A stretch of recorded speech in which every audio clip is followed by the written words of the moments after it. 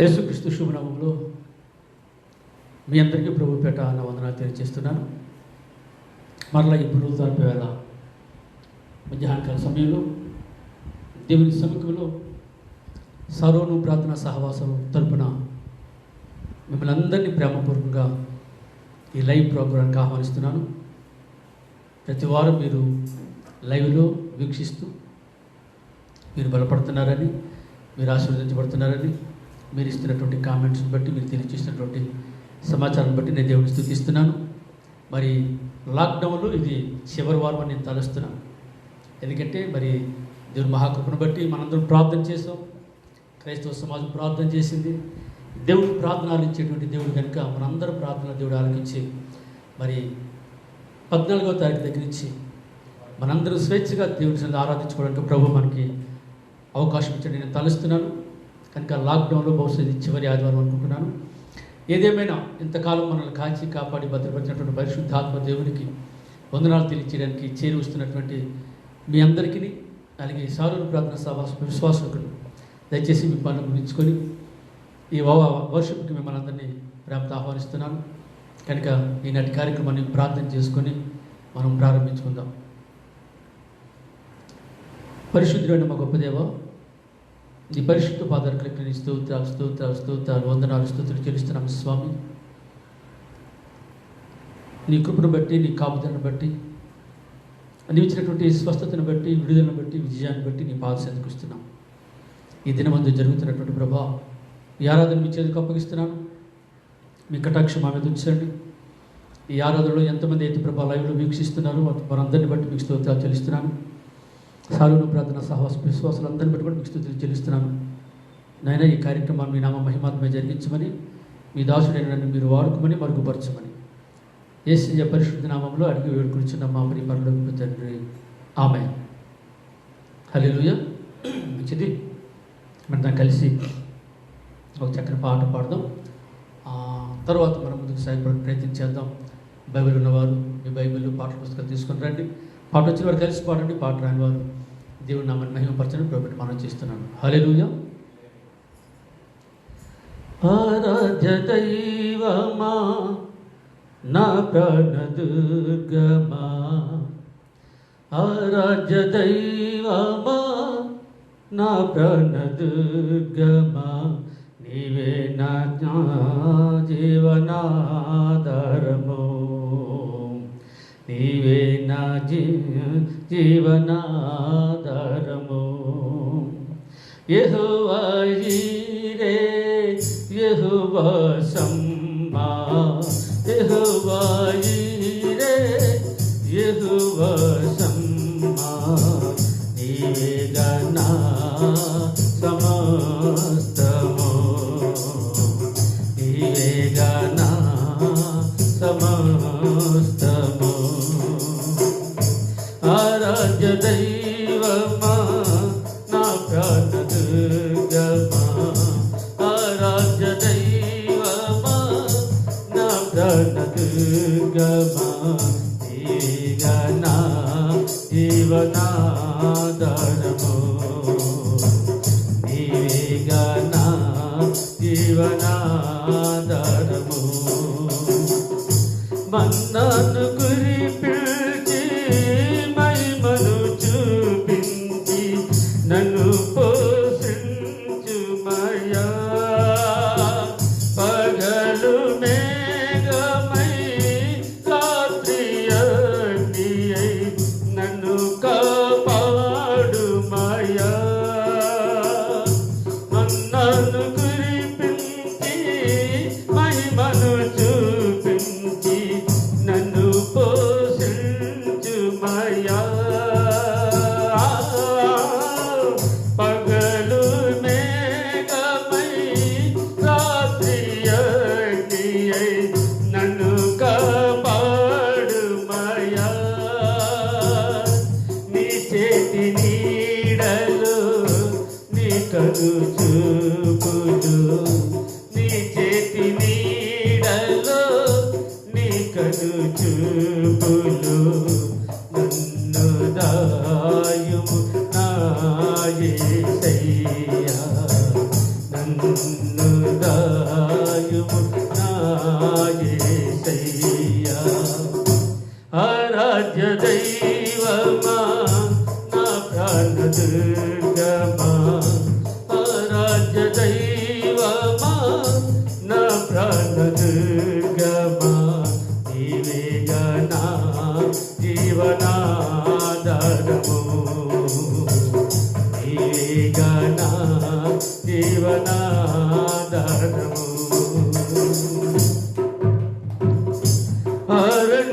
అరణ్యయాత్రలో మార్గము నీవై నన్ను నడిపించుమయ్యా మోడు బారిన జీవితాన్ని చిగురింపచేయుమయ్యా అరణ్యయాత్రలో మార్గము నీవై నన్ను నడిపించుమయ్యా మోడు బారిన జీవితాన్ని చిగురింపచేయుమయ్యా నీ కొరకే ఇలా జీవించేగా నీ కొరకే ఇలా జీవించేదా నీ సాక్షిగానే సాగిరనయ్యా నీ సాక్షిగానే సాగిరనయ్యా ఆరాధ్య దైవమా నా ప్రాణ దుర్గమా ఆరాధ్య దైవమా నా ప్రాణ దుర్గమా నీవేగా నా జీవనాధారము నీవేగా నా జీవనాధారము నా యేసయ్యా కోటవు నీవే నీవే ఆశ్రయము రాజుల రాజా ప్రభువుల ప్రభువా నీకే స్తోత్రమయ్యా నా యేసయ్యా కోటవు నీవే నీవే ఆశ్రయము రాజుల రాజా ప్రభువుల ప్రభువా నీకే స్తోత్రమయ్యా నన్ను విడువని నన్ను మరువని నన్ను విడువని నన్ను మరువని నా కాపరి నీవే నా యేసయ్యా నా కాపరి నీవే నా యేసయ్యా ఆరాధ్య దైవమా నా ప్రాణ దుర్గమా ఆరాధ్య దైవమా నా ప్రాణ దుర్గమా నీవేగా నా జీవనాధారము నీవేగా నా జీవనాధారము యెహోవా ఈరే యెహోవా షమ్మా యెహోవా ఈరే యెహోవా షమ్మా నీవేగా నా జీవనాధారము నీవేగా నా సమస్తము హల్లెలూయా యేసుక్రీస్తు నామములో మరొకసారి నా వందనాలు తెలియజేస్తున్నాను. యువతి కాలంలో ప్రభు పాద సన్నిధిలో మనం కలుసుకోవడానికి ప్రభు ఇచ్చిన కృపను బట్టి దేవుణ్ణి స్తుతిస్తున్నాను, ఘనపరుస్తున్నాను, బలపరుస్తామని ప్రభుని వేడుకుంటున్నాను. ఎంత గొప్ప దేవుడు! ఈ కరోనాలో ప్రతిరోజు మనం ప్రార్థన చేసాం, మన దేశం కోసం ప్రార్థన చేసాం, మన పట్టణం కోసం ప్రార్థన చేసాం, మన ప్రజల కొరకు ప్రార్థన చేసాం. అనేక అంశాలు చేసిన ప్రతి ప్రార్థనకు దేవుడు విడుదలిచ్చాడు. కొన్ని లక్షల మంది ప్రజలు చనిపోసినటువంటి పరిస్థితుల్లో దేవుడు మన దేశాన్ని కాపాడి పెద్దగా ప్రాణ నష్టం లేకుండా, ప్రాముఖ్యంగా క్రైస్తవ సమాజానికి నష్టం లేకుండా చక్కగా ఎక్కువ సమయం ప్రార్థనలు గడపడానికి, అనేక అంశాల గురించి ప్రార్థన గడపడానికి భవిష్యత్తు మంచి సమయం నేను తలుస్తున్నాను. కనుక అనేక మంది ప్రార్థన ప్రతిఫలం మనందరినీ వచ్చేవారి నుంచి చక్కగా కలిసి దేవుని స్తుతించబోతున్నాం. అది తలుచుకుంటేనే చాలా సంతోషం. ఇంతకాలం ఎక్కడ వారు అక్కడ ఉంటూ, ఎవరి గృహాల దగ్గర వారు ఉంటూ ఏదో లైవ్లో మనం దేవుడిని ఆరాధించాం, కానీ వచ్చేవారి నుంచి చక్కగా అందరూ కలిసి మనం ప్రభువుని స్తుతించడానికి ఇచ్చిన అవకాశాన్ని బట్టి దేవుని స్తుతిస్తూ ఈ మధ్య కాలంలో మరొకసారి మిమ్మల్ని అందరినీ కూడా ఈ లైవ్ ప్రోగ్రాంకి ప్రేమతో ఆహ్వానిస్తున్నాను. రండి, వాక్యాన్ని ధ్యానం చేద్దాం. దేవుని వాక్యం ఉన్నటువంటి కొన్ని మాటలు నేను ప్రతి వారం ఇస్తున్నటువంటి వాక్యం అంశ ప్రసంగంగా మీకు చేస్తున్నాను. ఒక్క మాట అయినా మీకు అర్థం అవ్వాలని, ఒక్క మాట అయినా మీరు జ్ఞాపకం ఉంచుకుంటే చాలు. ప్రసంగం అంతా మీరు గుర్తించుకోవాల్సిన పని లేదు, కానీ అంశం ఏంటో మీరు తెలుసుకోగలిగితే అందులో ఉన్నటువంటి భావం మీకు అర్థమవుతుంది. కనుక అంశ ప్రసంగాలు నేను చేస్తున్నాను. ఈ వారం కూడా దేవుని సన్నిధిలో మనందరికీ తెలిసినటువంటి వాక్య భాగాన్ని మనం ధ్యానించబోతున్నాం. కనుక ఒక లేఖన భాగాన్ని మనం చదువుకుందాం. దయచేసి మీ బైబిల్ అన్నింటినీ 42వ సంకీర్తన వైపు త్రిప్పాలని ప్రభుపేట మనం చేస్తున్నాను. దయచేసి మీ బైబిల్ 42వ అధ్యాయం తిప్పండి. మొదటి నుంచి 5 వచనం మనం ధ్యానం చేద్దాం. దయచేసి చదువుకుందాం. దుప్పి నీటి వాగుల కొరకు ఆశపడినట్లు దేవా నీ కొరకు నా ప్రాణం ఆశపడుచున్నది. నా ప్రాణము దేవుని కొరకు తృష్ణగొనుచున్నది. జీవము గల దేవుని కొరకు తృష్ణగొనుచున్నది. దేవుని సన్నిధిని నేను ఎప్పుడు వచ్చేదను, ఆయన సన్నిధిని నేను ఎప్పుడు కనపడదను. నీ దేవుడు ఏమాయనని వారు నిత్యము నాతో అనుచుండగా రాత్రి పగళ్ళు నా కన్నీళ్లు నాకు అన్నపానములయ్యను. జన సమూహముతో పండుగ చేస్తున్న సమూహముతో నేను వెళ్ళిన సంగతిని సంతోషము కలిగి స్తోత్రములు చెల్లించుచు నేను దేవుని మందిరమునకు వారిని నడిపించిన సంగతిని జ్ఞాపకము చేసుకొనగా నా ప్రాణము నాలో కరిగిపోవచ్చున్నది. నా ప్రాణమా నీవేళ కృంగి ఉన్నావు, నాలో నీవేళ తొందరపడుచున్నావు. దేవుని యందు నిరీక్షణ ఇచ్చుము, ఆయనే నా రక్షణకర్త అనియు నా దేవుడు అనియు చెప్పుకొనుచు ఇంకను నేను ఆయనను స్తుతించెదను. దేవునికి స్తోత్రం. ప్రియులారా, చదవనటువంటి లేఖన భాగంలో అనేకమైనటువంటి విషయాలు మనకి జ్ఞాపకం వస్తున్నాయి. అయితే వాటన్నింటిని బట్టి మనం ధ్యానించడానికి సమయం లేదు, కానీ అందులో ఒక లేఖన భాగాన్ని మనం ధ్యానిద్దాం ఈ ఉదయకాలంలో. దానికి ముందుగా ఒక చిన్న ఆరాధన మనం చేసుకుందాం. ప్రభువు ఈ 73 దినాలు అవుతున్నాయి ఈనాటికి మనకి కరోనా ప్రకటించి. మార్చి 22 నుంచి ఇంతవరకు మనం లెక్కేసుకుంటే 73 దినం. కనుక ఇన్ని దినాలు దేవుడు మనకి అన్నీ ఇచ్చి, ఆహారాన్ని ఇచ్చాడు, ఆయుష్ని ఇచ్చాడు, ఆరోగ్యం ఇచ్చాడు, రోగాన్ని తప్పించాడు, బలాన్ని ఇచ్చాడు, నమ్మకాన్ని ఇచ్చాడు, విశ్వాసాన్ని ఇచ్చాడు. కనుక ఒక్కసారి ఆయనకి మనందరం కలిసి కృతజ్ఞత చెల్లించడానికి ఒక చిన్న ఆరాధనగా మనం కలిసి చేద్దాం. దయచేసి ఎక్కడున్న వారు అక్కడ ఈ ఆరాధనలో పాల్గొని పొందాలని ప్రభు పెట్టిన మనసు చేస్తున్నాను. కలిసి పాడదాం, కలిసి దేవుని స్తుతిద్దాం. చప్పట కొట్టగలిగిన చప్పట కొట్టండి, పాడగలిగిన వారు పాడండి, ప్రభుని స్తుతిద్దాం.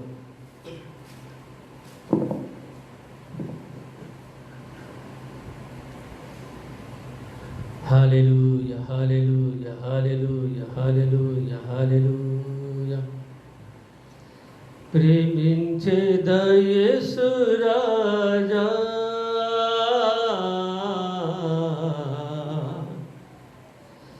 నిన్నే ప్రేమించేదా.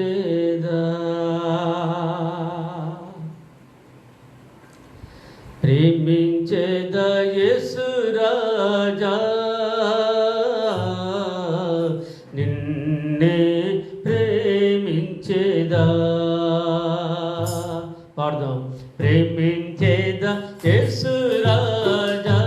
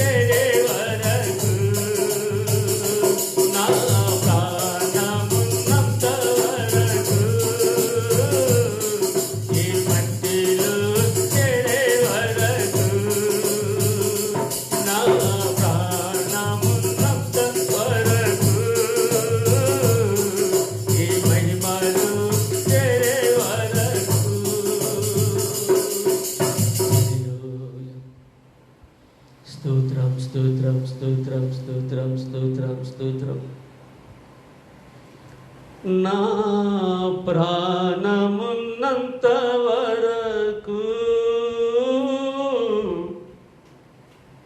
నీ మహిమలు చేరే వరకు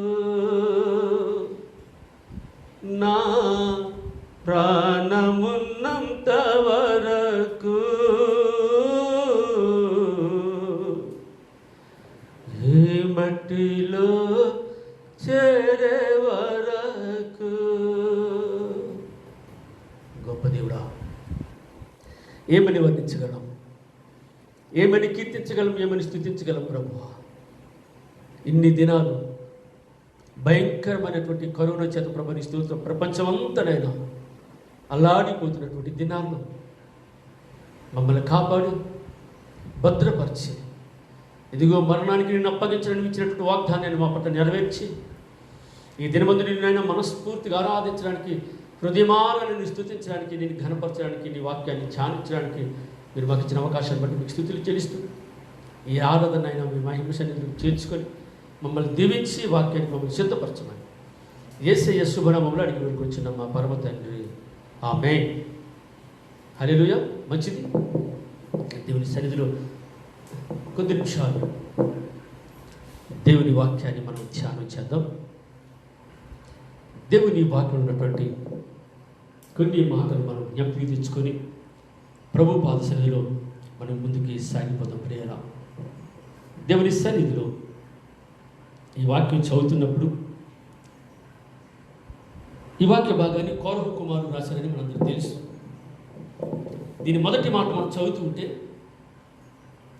ఒక క్రైస్తవ విశ్వాసం ఉండాల్సినటువంటి ఆసక్తిని గురించి మనం ఇప్పుడు చూస్తున్నాం. ఒక సంఘముకు ఉండాల్సినటువంటి ఆసక్తిని గురించి మనం చూస్తున్నాం.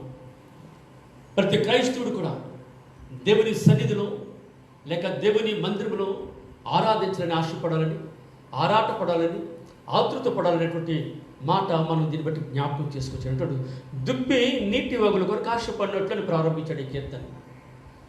దుప్పి నీటి వాగుల కొరకు ఆశపడుతూ అది ఎలాగైతే పరుగులెడుతుందో ఒక క్రైస్తవ విశ్వాసి లేక క్రైస్తవ కుటుంబము కూడా దేవుని సన్నిధికి రావాలని, దేవుని వాక్యాన్ని వినాలని, దేవుని సన్నిధిలో గడపాలనే ఆతృత కలిగినటువంటి ప్రజలుగా మనకు ఉండాలని కోరహు కుమారు ఉద్దేశం. దుప్పి నీటి వాగుల కొరకు పరిగెడుతూ ఉంటుంది. నీటి మావులు మనందరికీ తెలుసు, అది ఎండ మావుల్లా కనిపిస్తుంది, నీటి వలె కనిపిస్తుంది కానీ నీరు కనిపించదు, నీరు ఉండదు అక్కడ. అయితే బాగా దాహముగా ఉన్నటువంటి ఈ దుప్పే పరుగులెడుతూ ఉంటుంది. ఆ నీరు ఎక్కడ దొరుకుతుందో అది కనిపించేట వరకు వెళ్తుంది. అక్కడికి వెళ్ళి చూస్తే అక్కడ ఎండమావులే తప్ప నీరు కనిపించాం. మరలా కొంత ముందుకు వెళ్తే మరలా ఎండమావులే కనిపిస్తాయి. అయినప్పటికీ తన పరుగా నాపదు, తన ఆరాటాన్ని నాపదు, అది చేరుకోవడం తప్పన నాపదు. ఇంకొక కారణం ఏంటంటే దుప్పి తాలూకా చెమటను సింహము ఎంత దూరంలో ఉన్న వాసన చూసి పసిగడుతుందంట. అందుకే దాని మీద ఉన్నటువంటి ఆ చెమటను కడుక్కోవడానికి కూడా ఆరాటపడుతూ దుప్పి ఆ నీటిలోకి వెళ్ళి దానిని శుభ్రం చేసుకొని ఆ ప్రాణాపాయం నుంచి తప్పించబడడానికి కూడా అది ప్రయత్నం చేస్తూ ఉంటుంది. అది ఒక కారణంగా మనం చూడొచ్చు. అందుకే ఇక్కడ చెప్తాడు, దుప్పి నీటి వాకుల కొరకు ఆశపడినట్లు దేవా నీ కొరకు నా ప్రాణం ఆశపడుచున్నది, నా ప్రాణము దేవుని కొరకు తృష్ణ గొలుచున్నది, జీవము గల దేవుని కొరకు తృష్ణ గొలుచున్నది అంటాడు ఆయన. ఎందుకు తృష్ణ గొలుతుంది, ఎందుకు ఆశపడుతుంది అంటే అంటున్నాడు, ఎప్పుడు నీ సన్నిధికి నేను వస్తానా, ఎప్పుడు నీ మందిరాన్ని నేను చూస్తానా, ఎప్పుడు నీ మందిరంలో నేను ఆరాధన చేస్తానా అని ఆసక్తితో, ఆశపడుతూ, ఆతృతతో దేవుని సముఖంలో ఈ మాగము రాయబడుతుంది. అయితే ప్రియరా, 73 దినాలు నేను చెప్పాను ఇప్పటికే. మనం కూడా చాలా ఆతృత పడుతున్నాం, చాలా ఆరాట పడుతున్నాం. ఎంత వేగం చర్చి స్థిరపడితే అప్పుడు సంఘం అంతా కలిసి అన్ని కుటుంబాలతో అంతమంది ప్రజలతో కలిసి ఒకేసారి ఒకే ఆత్మతో ఒకే నామాన్ని స్తుతించడానికి ఆశపడుతున్నట్లుగా మనం కూడా వేగిరి పడాలని దేవుని వాక్యం మనకు సెలవిస్తుంది. దుప్పిలాంటి ఆసక్తి నీకు నాకు ఉండాలి. దేని కొరకంటే దేవుని సన్నిధికి ఎప్పుడు వెళ్తానా. మందిరానికి రావడానికి చాలామంది ఇబ్బంది పడుతున్న దినాలు. ఎందుకంటే మీడియా వచ్చిన తర్వాత ఆ టీవీలో చూసేవారు కొంతమంది, సెల్లలో చూసుకునేవారు కొంతమంది అయితే కనీసం బైబిల్ కూడా చేతితో పట్టుకొని మందిరానికి రావడం లేదు. ఒక సెల్ చేతితో పట్టుకొని ఏదో నమ్మకవాస్తుగా వస్తున్నారు, వాక్యాన్ని చూస్తున్నారు, వెళ్ళిపోతున్నారు. కానీ ఆసక్తితో ప్రజలు దేవుని మందిరానికి వచ్చి దేవుని వాక్యాన్ని వినాలని తపన ఈ దినాల్లో తగ్గిపోయింది. అంత ఫ్యాషన్ పెరిగిపోయింది. ఇప్పుడు ఒకసారి వెళ్దాంలే, లాస్ట్కి వెళ్ళే సరిపోతుందిలే, లేకపోతే ఆశీర్వాదం టైం పిలిపితే సరిపోతుంది అనుకుంటున్నారు కొంతమంది. కానీ ఇక్కడ చెప్తున్నాడు, దుప్పి నీటి వాగుల కొరకు ఆశపడినట్లు నీవు నేను ఆశపడాలని పరిశుద్ధాత్మదేవుడు కోరుకుంటున్నాడు. ఇంకో విషయం మనం చూసినట్టయితే ఆ మాటలన్నీ మనం కిందకి వస్తుంటాడు. 4వ చెప్తాడు, జన సమూహముతో పండగ చేయుచున్న సమూహముతో నేను వెళ్ళిన సంగతి సంతోషము కలిగి స్తోత్రము చెల్లించుచు నేను దేవుని మందిరమునకు వారిని నడిపించిన సంగతిని జ్ఞాపకము చేసుకొనగా. దేవుని సన్నిధిలో ఎంత వేగమైతే అంత వేగం, ఎంత తొందరగా అయితే అంత తొందరగా తను వెళ్ళడమే కాదు, తను నడిపించబడమే కాదు, కానీ అనేకులని దేవుని మందిరానికి నడిపించడానికి ఆసక్తి కలిగినటువంటి వ్యక్తిగా అక్కడ మనకు కనిపిస్తున్నాడు భక్తుడు. మనము కూడా మన భక్తి ఏదో మన శక్తి ఏదో కాదు, కానీ అనేకుడిని దేవుని వైపు నడిపించడానికి పరిశుద్ధాత్మదేవుడు నిన్ను ఎన్నుకున్నాడు. భయంకరమైనటువంటి చీకటిలో మ్రగ్గిపోతున్నటువంటి అంధకార బంధువుగా జీవిస్తున్నటువంటి మానవుని క్రీస్తునే యేసు వెలుగులోనికి నడిపించడానికి పరిశుద్ధాత్మదేవుడు నన్ను సాధారణంగా వాడుకోబోతున్నాడు. కనుక చీకటిలో మ్రగ్గిపోతున్నటువంటి అనేక మందిని వెలుగైనటువంటి దేవుని దగ్గరికి నడిపించాల్సినటువంటి బాధ్యత కూడా నీకు నాకు ఉంది. కనుకనే చాలా దినాలు మనం వెనకబడిపోయాం. దగ్గర 73 దినాలు అయితే చాలా రోజులు అయిపోయింది మనకి. ఇప్పుడైనా మనం అలా చేయగలుగుతున్నామా లేదా అని ఆలోచన చేస్తే భక్తుడు అంటాడు కిందని, చాలా ప్రయత్నం చేశాడు అక్కడ అంటాడు, నా ప్రాణము నాలో కరిగిపోవచ్చున్నది అంటున్నాడు. నా ప్రాణము నాలో కరిగిపోతుంది. ఇన్ని దినాలైంది దేవుని మందిరాన్ని చూసి, అయ్యో చాలా దినాలు అయిపోయింది, ఇంతవరకు నేను నా సహోదరుడితో లేక నా కుటుంబంతో కలిసి దేవుని ఆరాధించలేకపోయినటువంటి తపన ఆ భక్తుల్లో మనకు కనిపిస్తుంది. అలాగంటూ ఆయన అంటాడు, ఆ కిందని తన ప్రాణంతో చెప్పుకుంటున్నాడు. ఈనాటి మన అంశం ఏంటంటే, దేవుని సన్నిధిలో దేవుని వాక్యం మనం చూస్తున్నప్పుడు నిరీక్షణ అనేటువంటి మాట ఈ దినాన్ని మనం జ్ఞాపకం చేయబోతున్నాం. ఆ 5వ వచనం ఒక మాట అంటున్నాడు, నా ప్రాణమా నీవేళ కృంగి ఉన్నావు, నాలో నీవేళ తొందరపడుచున్నావు, దేవుని యందు నిరీక్షణించుము. దినాలు జరిగిపోతున్నాయని, కార్యాలు మనకు అనుకూలంగా లేదని, పరిస్థితులు మనకు అనుకూలంగా లేవని మనం భయపడాల్సిన పని లేదు, మనం బాధపడాల్సిన పని లేదు, మనం కృంగిపోవాల్సిన పని లేదు. జరిగించాల్సింది దేవుడు జరిగిస్తాడు. ఏది మేలో ఏది మంచిదో దేవుడికి తెలుసు కనుక ఆ రీతిగా నడిపించడానికి సిద్ధంగానే ఉన్నాడు. నీవు మాత్రం నీ నిరీక్షణ నుంచి వెనక్కి రాకూడదు, నీ నిరీక్షణ నుంచి తప్పించిపోకూడదు, నీవు ప్రక్కకి వెళ్ళిపోకూడదు అని చెప్తుంది వాక్యం. దేవుని యందు నిరీక్షించు చెప్తాడు, నా ప్రాణమా నీ వేళ కృంగినావు, ఎందుకు బాధపడుతున్నావు, నాలో నువ్వు వేళ తొందరపడుతున్నావు, ఎందుకు తొందరపడుతున్నావు, దేని విషయంలో తొందరపడుతున్నావు? తొందర చాలా ప్రమాదాలకి కారణం. నిరీక్షణలో గొప్ప జయం ఉంది, విజయం ఉంది. నిరీక్షణలో నువ్వు అనుకునేది సాధించడానికి అవకాశం ఉంది. నిరీక్షించడం వలన జయం పొందుకుంటాం, నిరీక్షించడం వలన మేలు పొందుకుంటాం, నిరీక్షించడం వలన ఆశీర్వాదాన్ని పొందుకుంటాం. నిరీక్షణను కోల్పోతే మాత్రం మన జీవితంలో సమాధానాన్ని కోల్పోతాం, సంతోషాన్ని కోల్పోతాం, వేదన దుఃఖమే మనకి మిగులుతుంది. అందుకని చెప్తాడు, నువ్వెందుకు కృంగిపోతున్నావు ప్రాణమా? ప్రాణంతో చెప్పుకుంటున్నాడు. బైబిల్లో ఇద్దరు వ్యక్తులు మనం చూస్తాం. ఇక్కడ భక్తుడు చక్కగా ఒక మాట మాట్లాడుతున్నాడు, నా ప్రాణమా నీ వేళ కృంగి ఉన్నావు, నాలో నీ వేళ తొందరపడుచున్నావు. నా ప్రాణమా నీ ప్రాణంతో చెప్పుకుంటున్నాడు. ఇదే కీర్తనకారుడు దేవుని సముఖంలో 103వ సంకీర్తనలో కూడా ఒక మాట చెప్తాడు, నా ప్రాణమా యెహోవాను సన్నుతించమని చెప్పాడు. అక్కడ 42వ సంకీర్తన అంటాడు, నా ప్రాణమా నీ వేళ కృంగి ఉన్నావు అంటున్నాడు, నాలో నీ వేళ తొందరపడుతున్నావు అంటున్నాడు. భయపడాల్సిన దినాలు కాదవి, బాధపడాల్సినటువంటి పరిస్థితులు కాదు. ఈ దినాలు మనం సిద్ధపడాల్సినటువంటి దినాలు, ధైర్యంతో అపవాదులు ఎదిరించేటువంటి దినాలు, సాతాను శక్తులను సాతాను కోటను కోర్చవలసినటువంటి దినాలు ఇవి. కనుక మనం భయపడాల్సిన అవసరం కూడా లేదు. చెప్తున్నాడు, నువ్వెందుకు కృంగిపోతున్నావు, ఎందుకు బాధపడుతున్నావు? నువ్వు కృంగిపోవాల్సిన పని లేదు, బాధపడాల్సిన పని అంతకంటే లేదు. కానీ దేవుని యందు నిరీక్షించగలిగితే నీ కృంగుదలకి జవాబు దొరుకుతుంది. దేవుని యందు నిరీక్షించగలిగితే నీ ఆలస్యానికి జవాబు దొరుకుతుంది. దేవుని యందు నువ్వు నిరీక్షిస్తే నీ బాధకు జవాబు దొరుకుతుంది. అందుకే ప్రాణాన్ని నీకు నువ్వుగానే బలపరుచుకోవాలి, ప్రాణాన్ని నీకు నువ్వే తెప్పరిల్లి చేసేటట్టు చేసుకోవాలి. ప్రాణము నీది నాకు కాదు ప్రియారా, ప్రాణము దేవునిది. అందుకే చెప్తాడు, నరుని ఆత్మ యెహోవా పెట్టిన దీపం అని చెప్పబడుతుంది. కనుక ఆ ప్రాణం ఉండేంత వరకే ఆ దీపం వెలుగుతూ ఉంటుంది, ఆ దీపం వెలుగుతున్నంత వరకే ఆ ప్రాణం ఉంటుంది. నా ప్రాణమా నీ వేళ కృంగి ఉన్నావు, దేవుని యందు నిరీక్షించని చెప్తావా? లేక నా ప్రాణమా తినుము తాగుము సంతోషమని చెప్తావా? ఈ దినాలు చాలామంది ప్రజలు చేస్తున్నటువంటి పని అది. సుఖించడానికి, సంతోషించడానికి, ఆనందించడానికి ఇష్టపడుతున్నారు. కానీ దేవుని సన్నిధిలో దేవుని మీద భారం వేసి, దేవుని మీద నిరీక్షించి, దేవుని వైపు చూస్తూ దేవుని మాట చొప్పున బ్రతకడానికి, నడవడానికి ఇష్టపడలేదు. అయితే ఇక్కడ చెప్తున్నాడు, దయచేసి నువ్వు బాధపడద్దు, దయచేసి నువ్వు కృంగిపోవద్దు, నువ్వు వేదన చెందొద్దు, కుమిలిపోవద్దు. ప్రజలు ఎన్ని రీతిగా నేను అనుకున్నా, నువ్వు దేవుని యందు నిరీక్షించగలిగితే అనేకమైన మేలులు నువ్వు పొందుకుంటావు, అనేకమైన దివులు పొందుకుంటావు. సమయాన్ని బాగా ఒకటి మాట ముందుంచడానికి నాశపడుతున్నాడు. మొదటి మాట మనం దయచేసి ధ్యానం చేద్దాం. మీ బైబిల్ ఒకసారి రోమపత్రిక తిరుపాలని ప్రభుపేట మనం చేస్తున్నాం. రోమపత్రిక 15వ అధ్యాయము తొందరగా చూద్దాం. 13వ వచనం. రోమపత్రిక 15:13.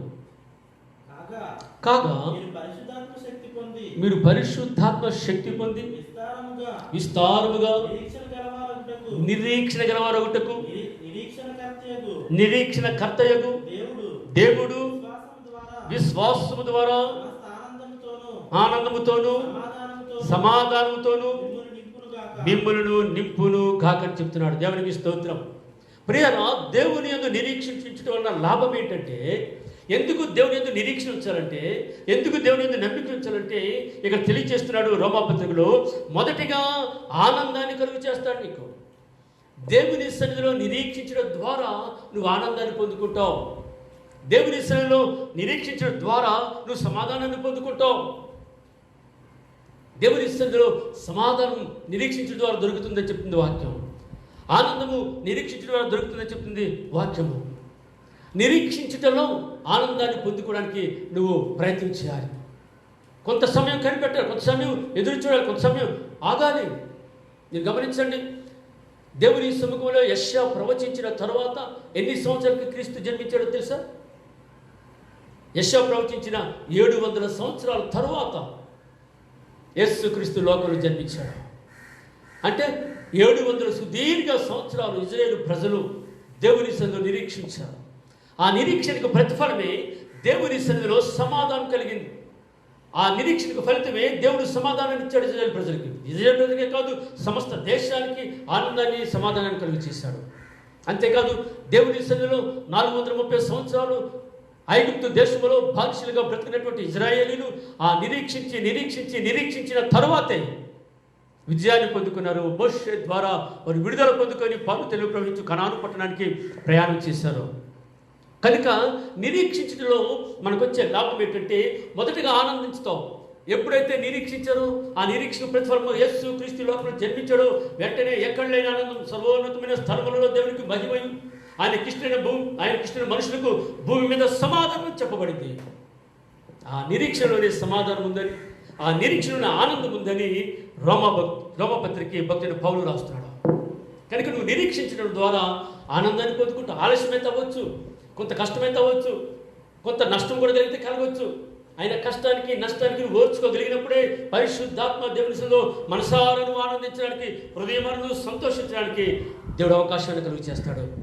అందుకే చెప్తాడు, నా ప్రాణమా నీవు ఎలా కృంగిపోతున్నావు, నిరీక్షిస్తే చాలు, నిరీక్షించు, కృంగిపోకు, బలహీనపడకు, భయపడకు, దిగజారిపోకు. ఎందుకంటే మన నిరీక్షణ ఎవరంటే, మన నిరీక్షణ కర్త అయినటువంటి యేసు క్రీస్తే మన నిరీక్షణ కనుక దేవుని సన్నిధిలో నీ నిరీక్షణ నుంచి దయచేసి వెనక్కి రాకు. అక్కడి నుంచే ప్రయత్నం చేయి, అక్కడి నుంచే ఆలోచన చేయి, అక్కడి నుంచే ఎదురు చూడు. ఖచ్చితంగా ఎవరో వస్తారు విడుదల ఇవ్వడానికి, ఎవరో వస్తారు విడుదల ఇవ్వడానికి అనుకున్నారు ప్రజలు. గలతీ 4:4 ప్రకారం కాలము పరిపూర్ణమైనప్పుడు మనుష్య కుమారుని దేవుడి లోకానికి పంపించాడు. ఆ నిరీక్షణ ప్రతిఫలమే పాపములో శాపములో కొట్టబడుతున్నటువంటి మానవునికి పాప క్షమాపణ కలిగింది, విమోచన కలిగింది. అందుకని చెప్తున్నాడు, నిరీక్షించటం వలన ఆనందమును, ఆ తర్వాత చెప్తున్నాడు సమాధానం కలుగుతుందని చెప్తున్నాడు. అందుకే నిరీక్షించాలి. నిరీక్షణ చాలా అవసరం. నిరీక్షించడంలో జయాన్ని పొందుకుంటాం. మీరు గమనించండి, ఏదైనా పని చేసిన వెంటనే మనకు వెంటనే రిజల్ట్ రాదు. కొంత వేగాలి, కొంత సమయం వెయిట్ చేయాలి. ఒకసారి రోజులు అవుద్ది, ఒకసారి నెలలో అవుద్ది, ఒకసారి సంవత్సరాలు కావచ్చు. నిరీక్షించాలి. మీరు చూడండి, వ్యత్యస్త కొన్ని పడినటువంటి రోగి అన్ని సంవత్సరాలు నిరీక్షించాడు కనుకనే ఎవరి అవకాశం లేకుండా, ఎవరు తోడు లేకుండా, ఎవరు ప్రమేయం లేకుండా నీవు లేచి నీ పరుపెత్తుకొని నడువని చెప్పగానే వెంటనే వాడు లేచి నడుచుకొని దేవుడి సంతోషిస్తూ ముందుకు సాగిపోయాడు. కనుక దేవుని సన్నిధిలో నిరీక్షించడం వలన ఒకటి సమాధానం దొరుకుతుంది, రెండవది ఆనందం దొరుకుతుంది. మర్చిపోదు ప్రియరా. రెండో విషయం మనం ధ్యానం చేద్దాం. దయచేసి కీర్తన గ్రంథము 130వ సంకీర్తన 7వ వచనాన్ని ఒకసారి మనం ధ్యానం చేద్దాం. ఇశ్రాయేలు యెహోవా మీద ఆశ పెట్టుకొనుము, యెహోవా యొద్ద కృప దొరుకును. చాలను ఏం చెప్తున్నాడు? కృప. కృప అంటే ఏంటి? కృప అంటే పరిశుద్ధాత్మ దేవుడి ద్వారా మనకు ఉచితంగా ఇవ్వబడింది. నువ్వు కష్టపడకుండా, నువ్వు శ్రమ పడకుండా, నువ్వు సంపాదించకుండా దేవుడే సమస్తాన్ని నీకు కలుగు చేసి ఉచితంగా నీకు ఇచ్చేదే కృప, గ్రేస్. అది నీకు కావాలి అంటే కృప కూడా ఊరకనే దొరికేది కాదు. చెప్తున్నాడు, నీవు దేవుని సముఖంలో నిరీక్షించడం ద్వారానే కృప కూడా నీకు దొరుకుతుంది అంటాడు కీర్తనకారుడు. ఆ కృప పొందుకోవడానికి ఎన్నో సంవత్సరాలు పట్టింది దావీదుకి. తన బాల్యమంతా గడిపాడు, కొంత ఎవరు కూడా గడిపేశాడు. ఆ తరువాతే దేవుని కృపను పొందుకున్నాడు, దేవుని దీవెన పొందుకున్నాడు. ఆ కృప లేనంత కాలం కూడా అతను అలాగూ ఊరి వెలుపల గొర్రెలు కాచుకుంటూ సామాన్యమైనటువంటి వ్యక్తిగా సామాన్య ప్రజలతో బ్రతికేశాడు. కానీ ఆ నిరీక్షణలో పరిశుద్ధాత్మ దేవుని సన్నిధి దావీదుకు తోడుగా ఉంది కనుకనే దేవుని కృప దావీదుని ఆవరించింది. అందుకే దేవుని కృప దావీదుని ఆవరించింది కనుకనే దావీదు అన్నదమ్ములకు లేనటువంటి భాగ్యాన్ని పరిశుద్ధాత్మ దేవుడు దావీదుకు కలుగు చేశాడు. అందుకే కృప ఉచితమే కానీ దాన్ని పొందుకోవడానికి చాలా నిరీక్షణ అవసరం, చాలా సమయం పట్టొచ్చు, కొన్నిసార్లు దినాలు, ఇందాక నేను చెప్పాను కదా, రోజులు పట్టొచ్చు. అయినప్పటికీ నువ్వు వెయిట్ చేస్తే దేవుడు నీ నిరీక్షణ సిగ్గుపరచడం. దావీదు అనుకున్నాడా నేను రాజులు అవుతానని? అనుకోలేదే. కానీ దేవుడు దావీదు పట్ల తన కృపను స్పష్టంగా కనిపింపజేశాడు. ఆ కృప పొందుకున్నాడు కనుకనే అనతి కాలంలోనే, అతి తక్కువ సమయంలోనే, అతి చిన్న వయసులోనే, 20 సంవత్సరాలు ప్రాయంలోనే ఇజ్రాయేలు ప్రజలకి సౌలు తర్వాత 2వ రాజుగా దేవుడు దావీదుని అభిషేకించాడు. ఏం చేస్తున్నాం మనం? చిన్నదాన్ని కూడా మనం నిరీక్షించం. మనకు అనుకున్న వెంటనే పనులు జరిగిపోవాలి, అనుకున్న వెంటనే కార్యాలు జరిగిపోవాలి. ఎదురు చూడం. ప్రభు ఒకవేళ టైం ఇచ్చాడేమో, ఒకవేళ ప్రభు ఇచ్చే సమయం ఆలస్యం అవుతుందేమో, అయినా నేను వెయిట్ చేస్తానని చెప్పి నువ్వు ఆలోచించకుండా ఒకవేళ వెళ్ళిపోతున్నావేమో, ఆలోచించేయి, కొద్దిగా నిరీక్షించు. మనం జ్ఞాపకం చేసుకున్నట్లయితే 10 మంది కన్యకులు బయలుదేరారు. ఇదిగో మధ్య ఆకాశంలో పరిశుద్ధాత్మ దేవుడు పెండ్లి కుమారుడు రాబోతున్నాడు, ఆ పిలుపు విన్నవారు పైకెత్తబడతారని చెప్పినప్పుడు 10 మంది కన్యకులు ఎలాగైతే సిద్ధపడి వెళ్ళారో మనం కూడా సిద్ధపడుతున్నాం. కానీ ఆ 10 మందిలో ఐదుగురు వేరు చేయబడ్డారు. ఒక గుంపు నిరీక్షించింది, ఒక గుంపు నిరీక్షించకుండా సుఖాన్ని కోరుకుంది, ఈ లోకాశను కోరుకుంది, శారీరక సుఖాన్ని కోరుకుంది. ఒక గుంపు దేవుని సన్నిధిలో నిరీక్షిస్తున్నారు, ఎదురు చూస్తున్నారు. ఎప్పుడు పెండ్లి కుమారుడు మధ్య ఆకాశంలోకి వచ్చి పిలిస్తే, కేక వేస్తే ఆయనతో పాటు ఎత్తబడ్డానికి సిద్ధంగా మేము ఉన్నాం అని ఒక గుంపు సిద్ధపడితే, ఒక గుంపు బయలుదేరింది, నిరీక్షించడానికి ఇష్టపడింది. కానీ ఆ నిరీక్షణ నిలవలేకపోయింది. నువ్వు ఎలా ఉన్నావు? మనం ఎలా ఉన్నాము? మన బిడ్డలు, మన కుటుంబాలు, మన సహవాసం, మన సంఘం, మన సమాజం ప్రభు కొరకు నిరీక్షిస్తుందా? నిరీక్షణ లేకపోతే నీ జీవితంలో కృపను పొందుకోలేవు. నిరీక్షించాలి. ఆ మధ్యరాత్రి వేళ అకస్మాత్తుగా పెండ్లి కుమారుడు పిలిచినప్పుడు నిరీక్షణతో ఎదురు చూస్తున్నటువంటి బుద్ధిగల కన్యకులు రాయబడింది. అందుకని ఫస్ట్ బుద్ధి కన్యకులు, బుద్ధి లేని కన్యకులు కాదు. ఎత్తబడిన వారిని బుద్ధి లేని కన్యకులకు పోల్చలేదు, కానీ ఎత్తబడిన వారికి, బడిన వారికి 2 తేడాలు చూపించాడు అక్కడ. ఎత్తబడిన వారు బుద్ధిహీనులు అన్నాడు, ఎత్తబడిన వారు దేవుని చేత బుద్ధిమంతులు అన్నాడు.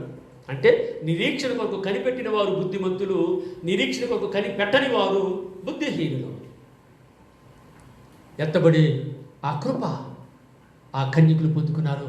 ఎక్కడ లేని ఆనందము, ఎందుకంటే ప్రభువుతో కలిసి ఆనందించేటువంటి సమయం దొరికింది, అవకాశం వరకు వచ్చింది. కనుక ఈ మధ్యాహ్నం వేళ నిరీక్షిస్తున్నావా? అనుకోవచ్చు, అప్పుడు వస్తానన్నాడండి, ఇప్పుడు వస్తానన్నాడండి, ఎప్పటికీ 2020 సంవత్సరాలు దాటిపోతుందండి, ఎప్పుడు వస్తాడండి, చూద్దాలే చేద్దాం అనుకుంటున్నావా? ఆయన దృష్టిలో ఒక దినము 1000 దినాలతో సమానమైన సంగతి పంచుకోవద్దు. నేను గత సిరీస్లో చెప్పాను, ఆయన ఎప్పుడు వస్తాడో మనకు తెలియదు. ఆయన పగలు వస్తాడో, ఉదయం వస్తాడో, మధ్యాహ్నం వస్తాడో, రాత్రి వస్తాడో మనకు తెలియదు. కానీ మనం చేయాల్సింది ఏంటంటే దేవునిలో నిరీక్షిస్తూ ఆయన సన్నిధిలో కనిపెట్టినప్పుడు మనం గొప్ప దీవెనలు పొందుకుంటాం. ఇంకో మాట మీ ముందు ఉంచడానికి నాశపడుతున్నాను. అదే కీర్తన గ్రంథము 31వ అధ్యాయము 24వ వచనం. 31:24. యెహోవా కొరకు కనిపెట్టువారులారా, మీరందరూ మనస్సును ధైర్యం వహించి నిబ్బరముగా నుండుడి. చదువు కిందకి, క్షమించాలి, 31:24. మరొకసారి చదవండి. రైట్. యెహోవా కొరకు చదవండి. యెహోవా కొరకు కనిపెట్టువారులారా అనగా యెహోవా కొరకు నిరీక్షించే వాళ్ళారా. దేవుని కొరకు కనిపెడుతున్నప్పుడు, దేవుని కొరకు నిరీక్షిస్తున్నప్పుడు మీరు ధైర్యాన్ని కోల్పోరు, కానీ ధైర్యాన్ని పొందుకుంటారని చెప్తున్నాడు. అందుకే దేవుని సముఖంలో ధైర్యం ఎక్కడి నుంచి వస్తుందంటే ప్రభువు ద్వారా నువ్వు ధైర్యాన్ని పొందుకోగలుగుతావు. క్రీస్తే నీకు ధైర్యాన్ని ఇచ్చేవాడు, క్రీస్తే నీకు బలాన్ని ఇచ్చేవాడు, క్రీస్తే నీకు విజయాన్ని చేకూర్చేవాడు. అని చెప్తున్నాడు. ఇదిగో దేవుని సన్నిధిలో నిరీక్షించడం ద్వారా ధైర్యం కలుగుతుంది. దావీదు యెబూసీయుల మీదకి యుద్ధానికి వెళ్ళాడని 62వ సంకీర్తన మనం చదువుతాం ప్రియారా. అతనికంటే ముందు యెహోషువ వెళ్ళాడు, అతనికంటే ముందు సౌలు వెళ్ళాడు. కానీ యెబూసీయుని జయించలేకపోయారు వారు. కానీ దావీదు బయలుదేరాడు. దేని ద్వారా బయలుదేరాడంటే తనకున్న ఒకే ఒక ధైర్యం, యెహోవా నా పక్షంలో ఉండగా నాకు విరోధి ఎవడు?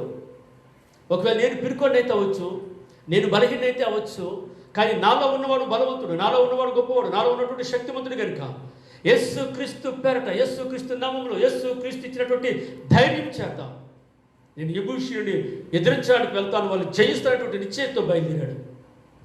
మీరు 62వ సంకీర్తన చదవండి. అక్కడ ఏముంటుందంటే దావీదుని చూచి వారు హేళన చేస్తుంటారు. నువ్వేంటి, నీ వయసు ఏంటి, నీకంటే ముందుగా వచ్చి వారు ఎవరు మమ్మల్ని జయించి వెళ్ళలేకపోయారు. కారణం ఏంటో తెలుసా? మా దేశంలో ఉన్నటువంటి అంగవైకల్యులు, అంటే గుడ్డోళ్ళు, చొట్టోళ్ళు, కళ్ళు లేనోళ్ళు చాలు మిమ్మల్ని ఓడించడానికి మాట్లాడుతున్నారు, హేళన చేస్తున్నారు. అలాంటప్పుడు ధైర్యం వస్తుందా? ధైర్యం రాదే. ఎందుకంటే తనకంటే బలార్జుల ముందు వెళ్ళి ఓడిపోయి వచ్చారు. అయినప్పటికీ దావీదు ధైర్యంతో, నిరీక్షణతో ప్రభువు పాద సన్నిధిలో ప్రభు వైపు చూస్తూ యెబూసీయుల మీదకి యుద్ధానికి వెళ్ళాడు. అన్ని పెద్ద కబుర్లు మాట్లాడారు, అన్ని మాటలు మాట్లాడాడు. యెబూసీయులు సిగ్గుతో దావీదు ముందు తలదించుకొని ఓటమిని అంగీకరించారు. కారణం దావీదుకున్నటువంటి ధైర్యం ఏంటంటే యెహోవాయే నా బలము, యెహోవాయే నా శక్తి, యెహోవాయే నన్ను ధైర్యపరచువాడు, యెహోవాయే. నేను పిరుకోనైతే అవ్వచ్చు, నేను చిన్నోనైతే అవ్వచ్చు, కానీ నాలో ఉన్నవాడు ధైర్యవంతుడు, గొప్పవంతుడు, బలవంతుడు కనుక ఈ ఫిలిష్తీయులు నన్ను ఏం చేస్తారని చెప్పి వారి మీద దండెత్తినప్పుడు విజయాన్ని చేకూర్చుకున్నాడు. జయోత్సాహంతో ప్రభు సన్నిధిలో ప్రభుకి వందనాలు తెలియజేస్తూ ఆనందంతో తిరిగి తన దేశానికి రాగలిగాడు. నీకు ధైర్యం లేదా? పిరికితనం నీకుందా? వాక్యం సెలవిస్తుంది, పిరికాత్మ నీకు నేను ఇవ్వలేదు, దత్తపుత్రాత్మ అని చెప్తున్నాడు దేవుడు. మనం పిరికివారు ఉండడం దేవుడికి ఇష్టం లేదు. మనం బలవంతులుగా ఉండాలి, శక్తివంతులుగా ఉండాలి. ఎందుకంటే పిరికివారు పరలోక రాజ్యానికి వారసులు కాదని వాక్యం సెలవిస్తుంది. కానీ మనం పిరికివారు అంటే కాదు. అపవాదిని జయించేటువంటి శక్తిని, అపవాదిని ఓడించేటువంటి శక్తిని, సాతాను దుర్గాలను కోల్చుకునేటువంటి శక్తిని, ధైర్యాన్ని పరిశుద్ధాత్మ దేవుడు మనకిచ్చాడు. నీకు ఇచ్చాడు తల్లి, నీకు ఇచ్చాడన్నా, నీకు ఇచ్చాడు తమ్ముడా. ఒకసారి ఆలోచన చేయి. నిరీక్షించడం వలన గొప్ప మేలుందే. అయిపోయిందిలే, నాకెందుకులే, ఇంక రాదేమనేటువంటి చిన్న చూపు నీలో ఉండొద్దు. ఒక మంచి ఉద్దేశం కలిగినటువంటి వ్యక్తిగా దేవుని మీద ఆధారపడడానికి ప్రయత్నించాయి. యెబూసీయుల మీదకి వెళ్ళి జయంతో వస్తున్నప్పుడు దావీదు కంటే ముందు రాజు అనుకుని ఉంటారు. అయ్యో, మేము జయిస్తాం అనుకున్నామే కానీ మా వల్ల కాలేకపోయింది, ఎలా జయించాడు అని ఆశ్చర్యపోయి ఉంటారు. గొలియాతుని దావీదు ఎదిరించినప్పుడు కూడా గొలియాతు వయసును చూసినా, గొలియాతు ఎత్తును చూసినా, గొలియాతు తాలూకా యుద్ధ నైపుణ్యం చూసినా ఎవరికి అంతు పట్టలేదు. కారణం ఏంటో తెలుసా? ఆ ధైర్యం ఎక్కడి నుంచి వచ్చిందంటే యేసు క్రీస్తు ద్వారా, తండ్రి ద్వారా, కుమారుని పరిశుద్ధాత్మని ద్వారా ఆ ధైర్యం మనకు వస్తుంది, ఆ శక్తి మనకు వస్తుంది. కనుక నిరీక్షిద్దాం, ఎదురు చూద్దాం. ప్రభు మీద మనం ఆధారపడినప్పుడు మనం ఎక్కడ కూడా దేవుని సన్నిధిలో తొలగిపోము, వంగిపోము. కనుక నీ జీవితంలో ఎన్నోసార్లు కుమిలిపోతున్నావా? నీకున్న పరిస్థితులు, నీకున్నటువంటి అవసరతలు, నీకున్నటువంటి అక్రతలు, ఒకవేళ ఉద్యోగం లేదనేటువంటి బతికులా, దీర్ఘకాలపు వ్యాధి ఉందని బాధపడుతున్నావా? నీ పరిస్థితులు చక్కబడలేదని బాధపడుతున్నావా? లేక నీవు అనుకున్నది సాధించలేదని, విజయం నీకు రాలేదని కృంగిపోతున్నావా? దయచేసి కృంగిపోవద్దు. నీ జీవితంలో దేవుడిని నిరీక్షించడం ద్వారా గొప్ప మేలు పొందుకుంటామని దేవుడి వాక్యం అంతా మాట్లాడుతుంది. స్నేహితుడా స్నేహితుడా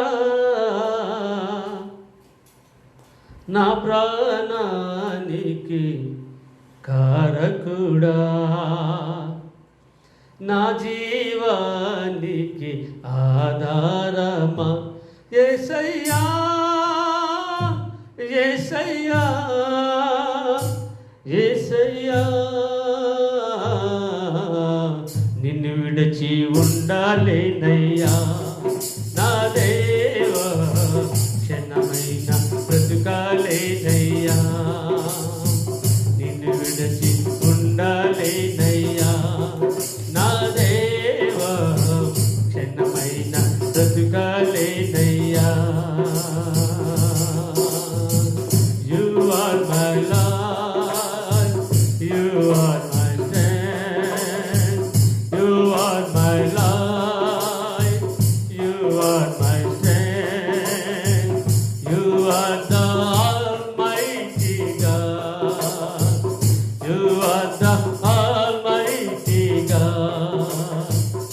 ఎన్నో రాత్రులు కుమిలి కుమిలి ఏడ్చాను, ఏ ఒక్కరు నన్ను ఓదార్చలేదు.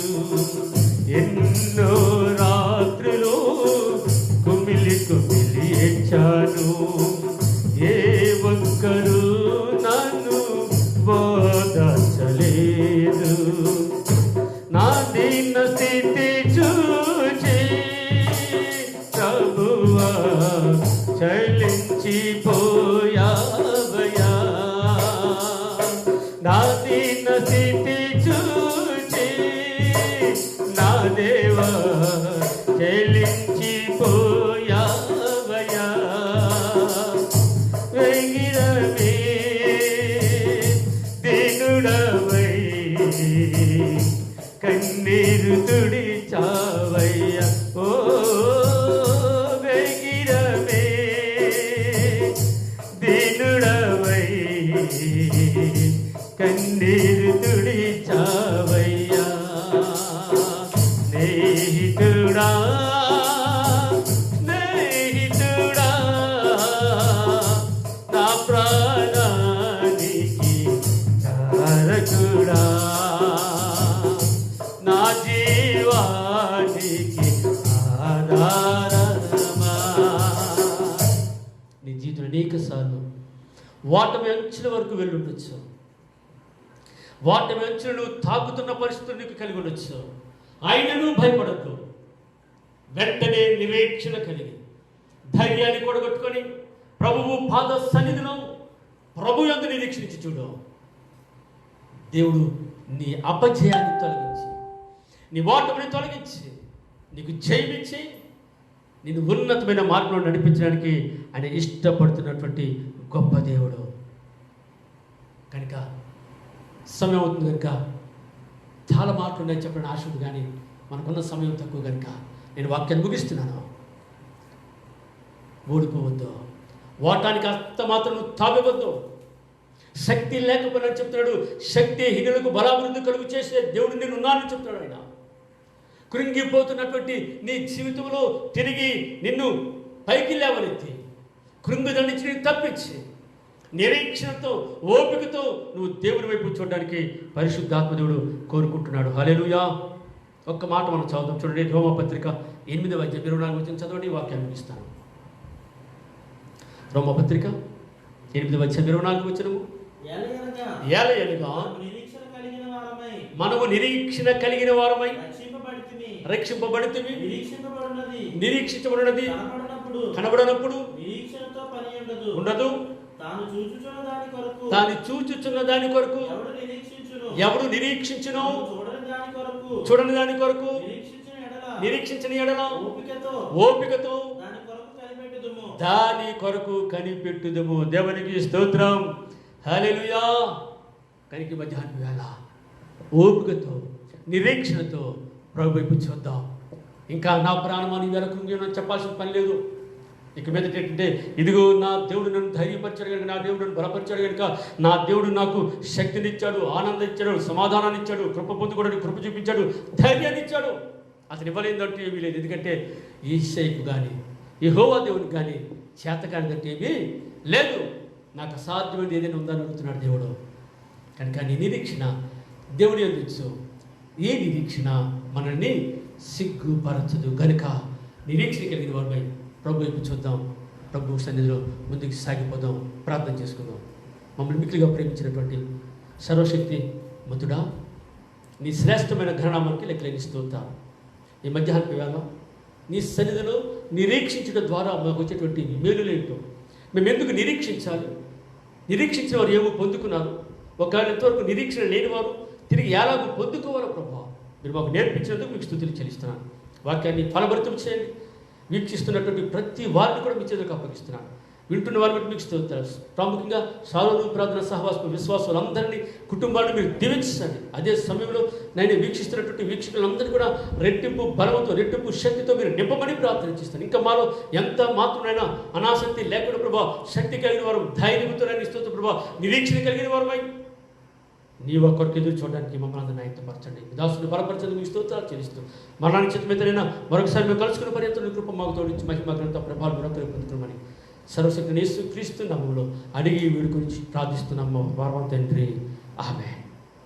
తండ్రి అయిన దేవుని ప్రేమయు కుమారుడైన యేసు క్రీస్తు వారి కృపయు పరిశుద్ధాత్మదేవుని అన్యోన్య సహవాసము సమాధానం సాంతి వీక్షిస్తున్న వీక్షకులకు సాధువులు ప్రార్థన సహవాసకు విశ్వాసులందరికీ మమ్మల్ని ప్రేమిస్తూ మమ్మల్ని ప్రోత్సహిస్తున్న ప్రతి వారికి పరిశుద్ధాత్మదేవుడి సదా తోడి నడిపించును గాక. ఆమేన్, ఆమేన్, ఆమేన్. మీ అందరికీ ప్రభు పెట్టిన వందనాలు. మీ అందరూ మమ్మల్ని కోసం ప్రార్థన చేస్తున్నారు. మా ఛానల్ చాలా మంది సబ్స్క్రైబ్ చేసుకోండి. మీ అందరి కోసం మేము ప్రార్థన చేస్తాం. మా కోసం ప్రార్థన చేయండి. Thank you